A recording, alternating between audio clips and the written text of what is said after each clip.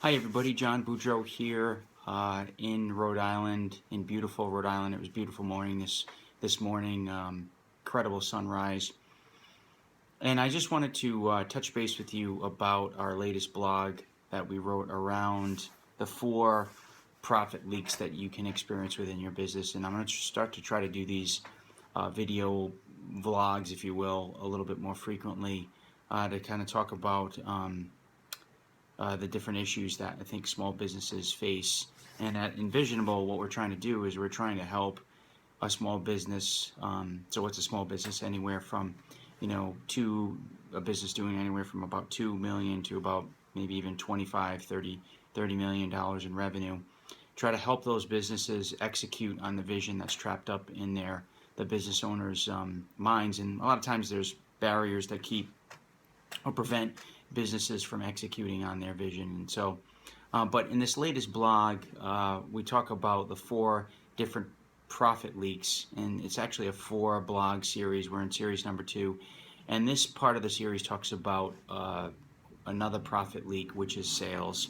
And we talk about 3, actually 4 areas in which profit can be leaking out of the whole sales function. And that first area that it leaks out of is failing to structure a salesperson's compensation correctly. A lot of times business owners just sort of do this on the fly, don't really think about its impact, don't make sure that the salesperson really understands how the sales comp is structured, and then they're in for different problems. A, the salesperson might not sell as much as they could because they don't understand their comp, or they're not properly motivated, or B, there's actually too much of the profit going to the salesperson. So that's point number 1. Point number 2 is not setting goals or actually holding a salesperson accountable. And obviously we've got a platform that we use to track revenue, to track goals and KPIs.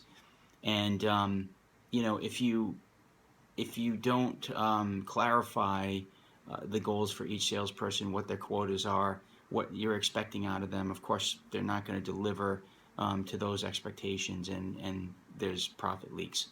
Another area, I call this point 2B, is really giving a salesperson too much responsibility. I've seen it where companies will hire a salesperson and then ask them to be an account manager and ask them to do a bunch of other tasks that don't really help them to generate more revenue. And so the salesperson gets confused. Maybe, again, this kind of overlaps with the comp discussion. They're incentivizing a bunch of different areas that actually compete with each other.